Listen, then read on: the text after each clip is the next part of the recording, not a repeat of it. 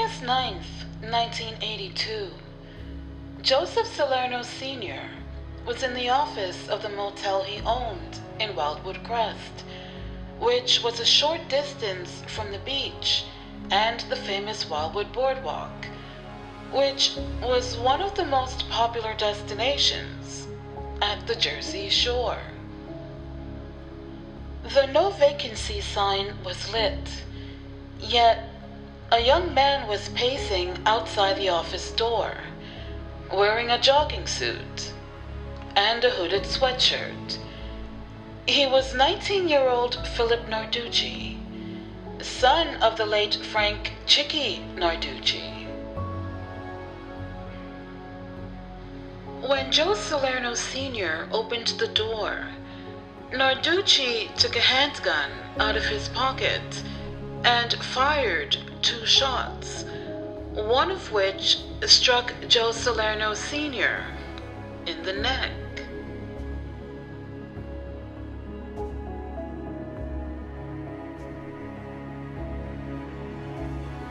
If Scarfo didn't know that trying to kill the father of a federally protected witness was likely to draw the fury of law enforcement, he would get the message loud and clear less than a week later when the FBI arrested him on Georgia Avenue. We were standing in front of the office. All of a sudden, here comes the cops up the street. It was a one-way, and they were coming in both directions, like 5 or 6 cars. It was just me and my uncle. There's like 20 fucking guys. Guns drawn. All of them. My uncle says, "What the fuck is all this?" And they moved in and grabbed him, cuffed him, and threw him in the back of one of the cars. They grabbed me, but they let me go once he was in the car. They were only there for him. Before they pulled off, I heard him say, "Call Bobby." And that was it. They were gone. It was the FBI. I knew he was in trouble. Alleged Philadelphia mob boss Nicodemo Little Nicky Scarfo is in jail tonight following a ruling by a Camden federal judge. The judge revoked Scarfo's bail on a firearms conviction and ruled that he must now serve a 2-year sentence in federal prison. Brenda Flanagan reports. Scarfo returned to the Camden Federal Building this morning for the continuation of bail revocation hearings before U.S. District Court Judge Stanley Brotman. The hearings convened yesterday at the request of Robert Stewart, Chief Prosecutor for Newark's Organized Crime Strike Force, who had Scarfo arrested by FBI agents on a federal bench warrant and immediately brought to court. The alleged mobster had been out on bail for over a year, pending an appeal of his April 1981 conviction on firearms possession. Today, Stewart again argued Scarfo had violated bail restrictions by associating with known criminals. Stewart also implied Scarfo was connected to the recent shooting of Wildwood resident Joseph Salerno Sr., the father of a man who has testified against Scarfo several times. The prosecutor maintained it further endangered the public to permit Scarfo to remain free on bail. But Scarfo's attorney, Robert Simone, countered that the state had no direct proof of his client's connection to the Salerno shooting. Furthermore, he argued Scarfo had met with known criminals only on a purely social basis. Although he agreed there was no sound evidence linking Scarfo to the shooting, Judge Brotman ruled Scarfo had knowingly associated with criminals, thus violating a specific condition set when Scarfo posted bail last year. He revoked that bail, and Nicky Scarfo was later led from the courthouse in handcuffs. Afterwards, Simone told reporters his client's friendship with convicted felons was innocent, but that Scarfo will not appeal. In my opinion, he didn't associate with them. He saw them on occasion. That wasn't associated. in my opinion. The judge disagrees with me, and the judge is the law. However, Scarfo's firearms conviction remains on appeal. Officials say Scarfo will be taken for a temporary imprisonment to the Metropolitan Correction Center in New York. There, federal authorities will decide where Scarfo will serve his 2-year sentence. In Camden, I'm Brenda Flanagan.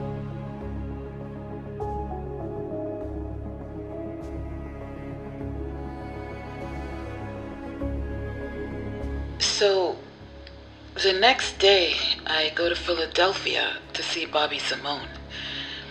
And he tells me, this is because of what happened down in Wildwood. There's too much heat.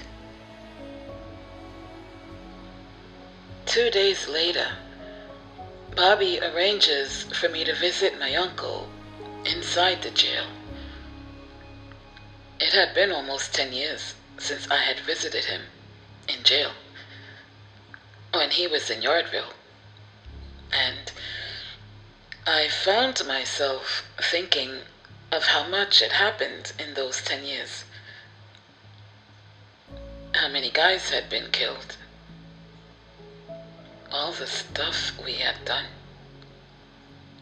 And how things seemed to be spiraling out of control. Then my uncle, he suddenly appears on the other side of the glass, and he picks up the phone. I could tell right away he was agitated. Right away, he starts complaining. Tell Bobby to get me the fuck out of this rat hole. This place is a fucking shit show and I can't stay here. You tell him I don't give a fuck where they send me. They could send me to fucking Siberia for all I care, but I can't stay here. So I say, I'll go see him. My uncle takes his finger and he points at me and says, on this side, and the guy over the bridge, on that side. You got it? And I nodded my head. He was saying he wanted me to run everything on this side of the bridge, meaning New Jersey, while he's gone, and he wants Chucky to run everything on the other side, meaning Philadelphia. He then takes his hand and he holds it out like he's trying to demonstrate someone's height. He made the height very low, and I knew immediately that he was talking about Harry Riccobene. He says to me, tell your friend over there that I said him and his friends need to start acting right and stop playing games. He's looking at me through the glass, and his eyes are really big as he's saying it, meaning for me to tell Salvie that him and his crew need to start killing the Riccobenes and to stop botching the hits. My uncle, he always talked in circles, but I knew what he was saying because I knew what he was thinking. Then he says to me, Bobby says I'm looking at a year and a half. And he shrugs his shoulders like he doesn't give a fuck. But I know he does. My uncle hates jail. All he ever does is bitch and complain when he's locked up. Now he's going on about the food, the fucking guards, the noise, the black kids with their boom boxes, the dust, and all I'm thinking is how fucking great it is going to be not to have to deal with this fuck for the next 18 months. I couldn't wait for them to ship him the fuck out. I was hoping they'd send his ass to Alaska.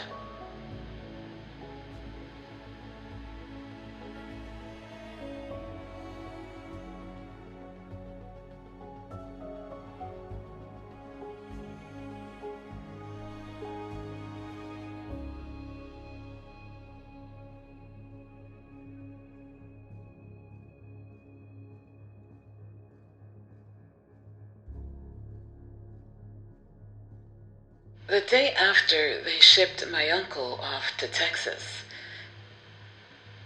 I remember waking up and I couldn't have been happier. I felt free for the first time in my life. I can't even describe the feeling. It was as if I had beaten cancer and had a new lease on life. I remember going up to the boardwalk and walking all the way from Georgia Avenue down to the end of the boardwalk in Ventnor, as if I didn't have a care in the world. I was just walking and staring out at the ocean. In that moment, I didn't give a fuck about my uncle, about Harry the Hunchback, about the fucking mob. None of it. It was like I was living a different life. The life I wanted.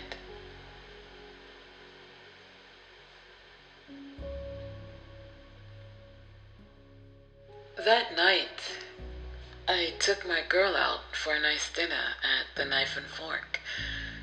It was one of the best restaurants in Atlantic City. I was constantly running around day and fucking night with my uncle. 24-7. He never shut down, so I never shut down. Now here I am, fucking relaxing and having a night out. I can't remember the last time I'd been out with her, where I wasn't worried about what fucking time I had to get home or what time I had to meet someone for my uncle. My girl told me I was smiling the whole fucking night. It felt good. Philip Leonetti's girlfriend was accustomed to his daily routine, as she lived directly across the street from the Scarfo compound on Georgia Avenue. She was also somewhat familiar with the life of a mobster, as she had once dated Vincent Falcone and was dating him when Philip killed him. She was the one who came by the office and asked if I knew where Vince was right after I killed him. Maria. Me and her started dating a few months after I killed Vince, and at the time, she had no idea what I had done. We never talk about him. It's as if he never existed.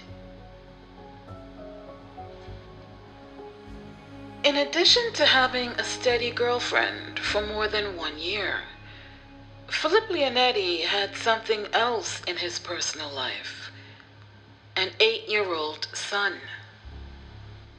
Philip Jr. was born in March of '74, right before my 21st birthday. I wasn't much of a father in the beginning. I had put La Cosa Nostra first, which is what you're supposed to do when you take your oath. This thing is supposed to come before everything. Even your own family and your own kids. And for me, it did. But now I was starting to have second thoughts about this life. Mainly because I was so sick of being around my uncle and just the way that he was. all the killings and all the fucking treachery.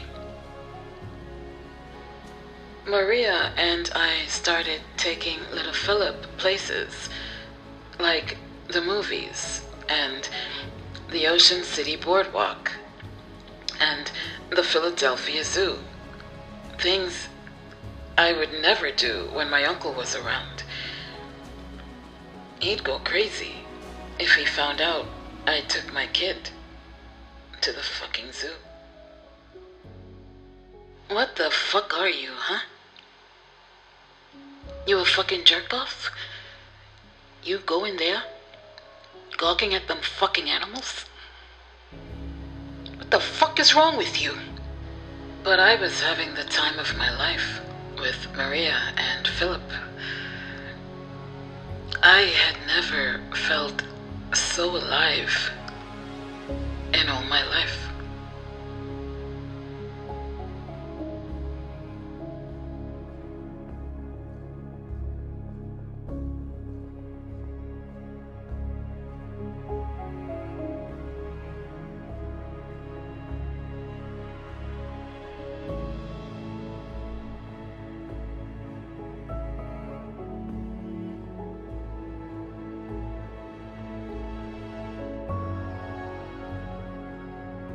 Just as Philip Leonetti was starting to get accustomed to life without his uncle, a phone call from an angry and agitated Nicky Scarfo from a Texas prison would snap him back to reality.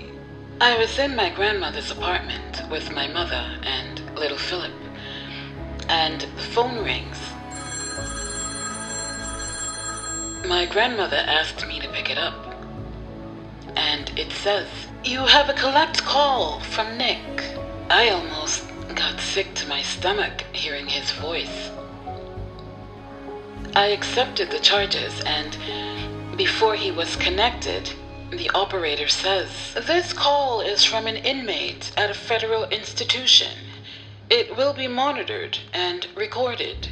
And the next thing I hear is him screaming into the phone. "Where the fuck have you been? I've been trying to get to you for 2 fucking weeks. You're nowhere to be found. Did you go to Philadelphia? Did you do what I asked? I'm sitting down here like a fucking jerk-off while you're out and about fucking around." I cut him right off, and I say to him, "I've been busy with Scarfink. I've got a couple of new jobs." "Fuck Scarfink. And fuck those jobs." He's still hollering into the phone. So I hand the phone to my grandmother, and I say to her, "Here, you talk to him." And I leave the house.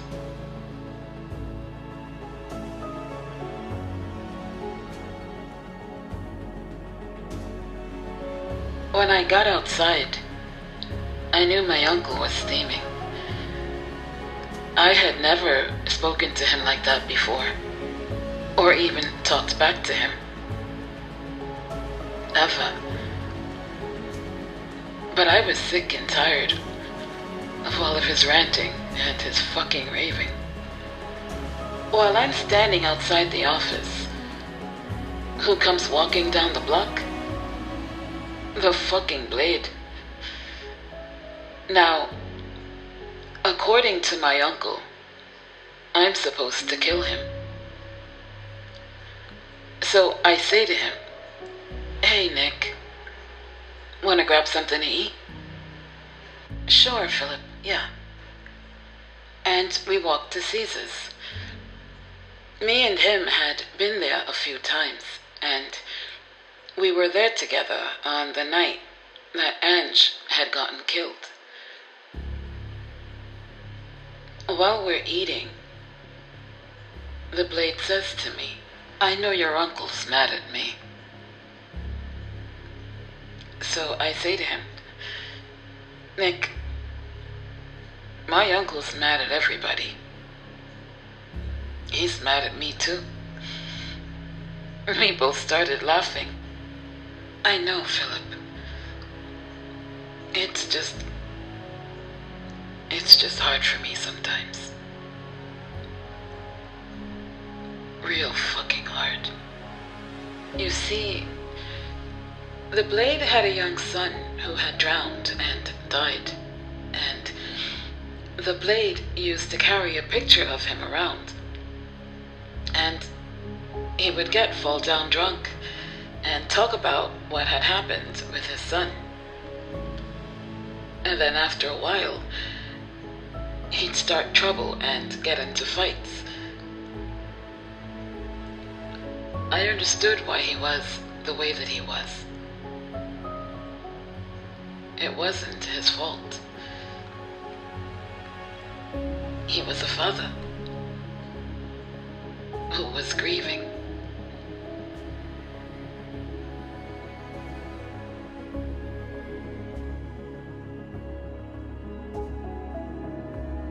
So, a few days later, Chucky drives down from Philadelphia, and me, him, and Lawrence go to Angeloni's for dinner. He says to me, "Bobby Simone came to see me. He talked to your uncle, and your uncle wants you and Bobby to go down to Texas to see him. Hey, Chuck, how about you come along with us? We'll have a real good fucking time." Nice try. But he didn't ask for me. Just you and Bobby. And we both laughed. If anyone knew my uncle besides me, it was Chucky. He and Chucky had been hanging since the 50s. Chucky knew my uncle like the back of his hand. I think, like me, he was enjoying not having my uncle around, not having to deal with him.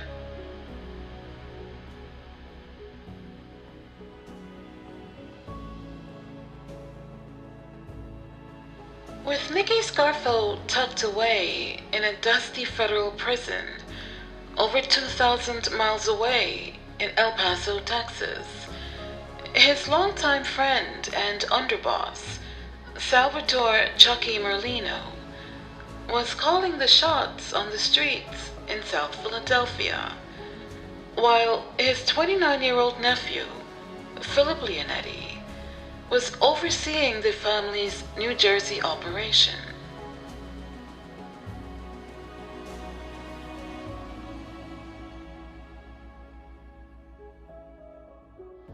On most days, I was in the office or taking meetings with guys in restaurants. I'd usually have either Lawrence or Saul Kane with me, and sometimes the Blade. Black Unipolly was coming down from Newark twice a month to bring my uncle's money. The guys from Trenton, they were coming down once or twice a month as well. I was meeting with the Tessetta brothers, Martin and Michael. They were with Tumac Asatoro and the North Jersey branch of the Lucchese crime family. I was seeing a lot of Sammy the Bull Gravano, who was with the Gambinos. Me and Sammy started getting real close. He'd always stop by the office if he came to Atlantic City, and me and him would go out to dinner. When all of these guys would come down to Atlantic City, out of respect, they would check in with my uncle. Now with him gone, they're checking in with me. We'd go out to dinner. We'd talk about who was doing what, who was making moves. Most of the time, I'd get an envelope with cash, usually a few grand, as tribute money for my uncle. The street tax money coming down every month from Philly could range from $50,000 to $100,000. It depended on what was going on. Now, don't forget, we still had our bookmaking and our loan sharking operations, and we were involved in a million other fucking deals. Making money wasn't a problem for us. I'd always pick the money up directly from Chucky, and I'd bring it home and I'd count it out with Nicky Jr. Without fail, no matter what the amount was, it would always be light a few $100s. Now, I knew Chucky wasn't skimming $300 or $400 fucking dollars. He was making tens of thousands himself. I believed it was his son Joey. This fucking kid was robbing the fucking money. Joey Merlino was always a no-good kid. He was a punk, even as a teenager. He was constantly starting trouble in Atlantic City. And my uncle would always make me straighten it out. He'd bet with bookmakers who were with us and not pay them when he lost. Then he would lie and say that it wasn't him. On top of that, like I said, I believe he was robbing the money that was coming down from Philadelphia to Atlantic City for me and my uncle. It was around this time that I wanted to kill him. But he was Chucky's son, and I knew there was no way my uncle would sanction it. At that time, my uncle liked this kid very much because the two of them were very much alike, and Joey was always respectful around my uncle. Plus, Chucky was my uncle's best friend, and he was the underboss. And Joey and Nicky Jr., they were also the best of friends. But I thought he was no fucking good. And if I could have, I would have killed him. While Philip Leonetti was busy in Atlantic City, Salvie Testa and his young executioner's crew were still on the front lines of the Scarfo mob war with the Riccobene faction. A couple of times a week, my uncle would call and say things like, "Did Salvie clean that boat yet? Tell him to get the boat clean. The whole fucking boat. Top to bottom." Scarfo wasn't referring to the boat that Salvie kept in a Ventnor marina, nor was he talking about the cabin cruiser that he and Leonetti had docked by Harris Casino. He was cryptically instructing Testa and his young executioner's crew to finish the Riccobene war by killing anyone and everyone connected to rival Harry the Hunchback Riccobene, who, like Scarfo, was now behind bars.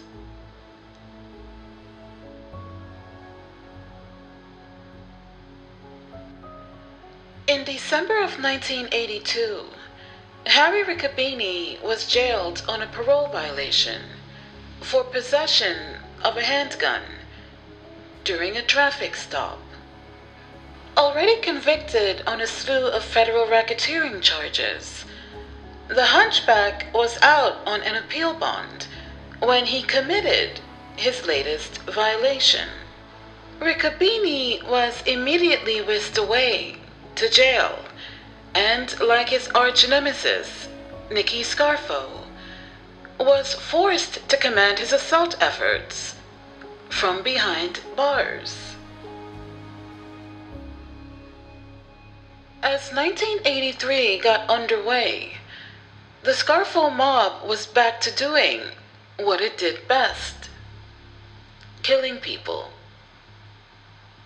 Nick the Crow Caramondi was discovering that, like any profession, being a mob associate had its ups and downs. There were murder contracts and scams to set up and carry out, shakedown money to collect and whack up, nights of drunken partying and weekends of gambling at the casinos down at the shore. But there was also the constant tension of living on the edge. Scarfo wasn't the only one with a hit list. The Crow knew that throughout 1983, while he was stalking Harry Riccobene's men, they were also out gunning for him. With Harry the Hunchback Riccobene in jail, as were his top two soldiers, Joseph Petula and Victor DeLuca, both of whom were locked up for the attempted murder of Salvie Testa. His brother Mario Sonny Riccobene was now running the gang. This made him Salvie Testa's #1 target. Botched or aborted hits from both sides ensued for the next few months, until a Scarfo hit team, supervised by Salvie, pumped multiple gunshots into Riccobene's soldier, Frank Martinez, as he got behind the wheel of his truck one foggy October morning. Frank Martinez would survive the October 1983 ambush, but the incident served to break the street war wide open in favor of Scarfo, and would foreshadow similar events with different outcomes over the next 2 months. On November 3rd, Philip Narducci and another member of Salvie Testa's young executioner's crew, Nicholas Nicky Whip Milano, younger brother of Testa's close friend, Eugene Gino Milano, shot and killed Sammy Tamburino, a Riccobene loyalist who had previously been aligned with Scarfo. Tamburino was killed in a southwest Philadelphia candy shop that served as his headquarters. The killing took place in front of his mother, who stood and watched in horror. 1 month after the murder of Riccobene's soldier, Salvatore Sammy Tamburino, Scarfo's men would finally hit the jackpot, finding and killing one of the Hunchback's own flesh and blood, his brother Robert, Bobby Riccobene.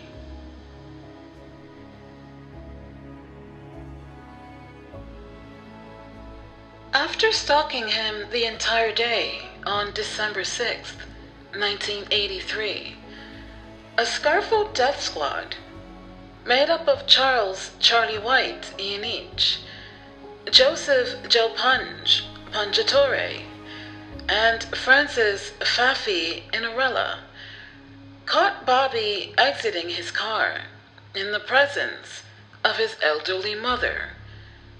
Similar to the Tamburino hit, Little Nicky's men disregarded the callousness of rubbing out someone in front of his mother and attacked their prey on sight.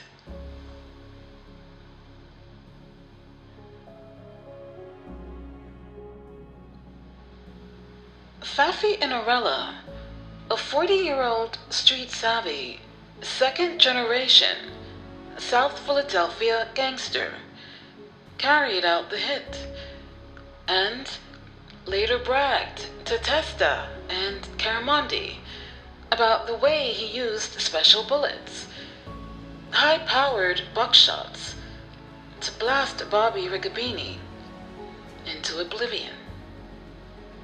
The shooting occurred after a day of intense stalking that began with Caramondi tailing Riccobene through South Philadelphia as he made his rounds collecting poker machine receipts. So, originally, the plan was to ambush Riccobene around 8th Street and Oregon Avenue. It's a busy intersection, about a mile from the clubhouse. But when that fuck Riccobene didn't show, Faffy, Charlie, and Joe Punch, they moved out to southwest Philadelphia and set up an ambush near the home of Riccobene's mother. I think her name is Jean. 74. Real sorry she had to witness what she witnessed. Those stalking Riccobene had learned that he frequently visited his elderly mother. Salvie and Caramondi, frustrated by the failure to make the hit at 8th in Oregon, returned to the clubhouse at Kamak and Moore, where they waited to hear from the others.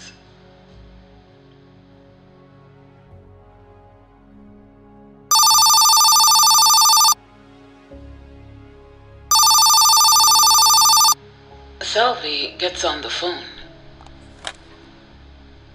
My mom's making dinner. You and the Crow should come over. Come on. We gotta go to Punch's house. So, we walk outside. We get in the car. Who's pulling up? A fucking OC guy. A detective assigned to the police department's organized crime unit. This motherfucker used to watch us all the fucking time. So we make a few turns, and we lose the cocksucker. We go to Joe Punch's house and down into the cellar.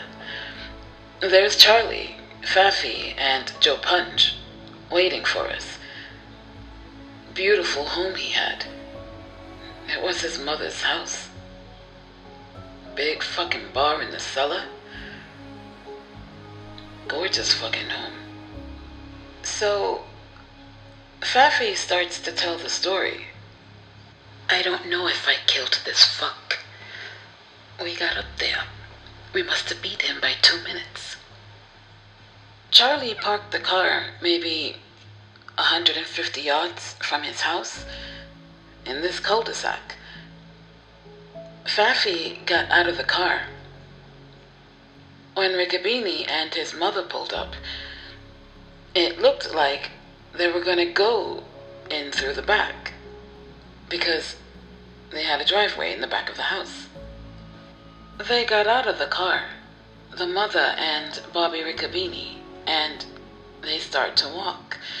So, as Faffy's coming down the street, he must have been about 50 feet away from him. Bobby Riccobene says, "Oh shit," and starts running. Now, they had a cyclone fence in the back of the house. Faffy takes off after him. Bobby, this fat fuck, jumps over this fucking cyclone fence. Francis Faffy Inarella's father was a longtime South Philadelphia bookmaker who was a made member of the Bruno family. Faffy, who had the roguish good looks of a Robert De Niro, acted as if he were born to be a gangster. He was a fearless street fighter who seemed to relish confrontation and the chance to prove just how tough he was. Taking aim at his fleeing target, the former U.S. soldier, who had been decorated for his service in Vietnam before enlisting in Nicky Scarfo's La Cosa Nostra army, Faffy Inarella blasted Riccobene into oblivion with a single shot to the back of the head, dropping Bobby Riccobene as he was trying to climb the fence.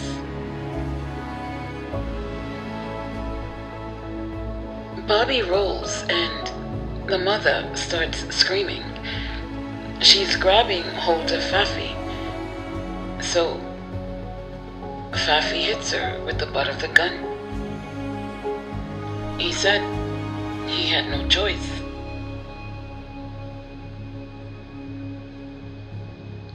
With all hell about to break loose, Charlie's screaming for them to get the fuck out of there.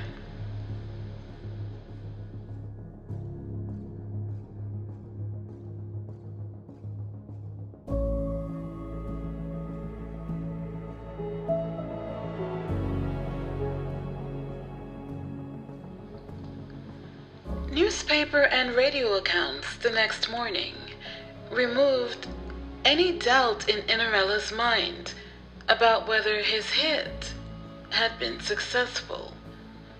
Robert Bobby Riccobene, 43, was killed by a single gunshot blast to the back of the head, while his mother looked on in horror.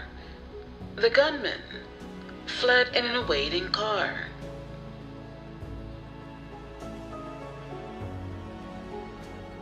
In a sick and perverted way, the murders of Sammy Tamburino and Bobby Riccobene in front of their mothers, like the shooting of Joe Salerno Sr., highlighted what had become of the Scarfo family's specialty: raw, vicious, visceral, in-your-face wanton violence. Honor and respect were a thing of the past.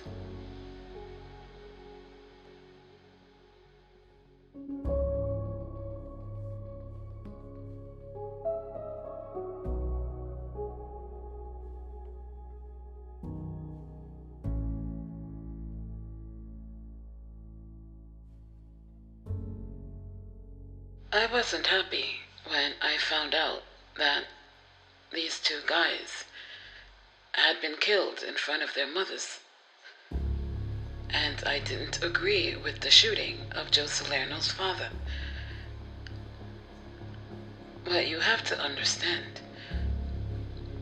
the Riccobene guys were trying to kill us.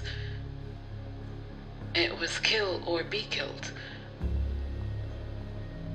This was a war in every sense of the word. And just like my uncle was ordering us to kill them from his jail cell, the hunchback was doing the same from his. Everyone knew the stakes.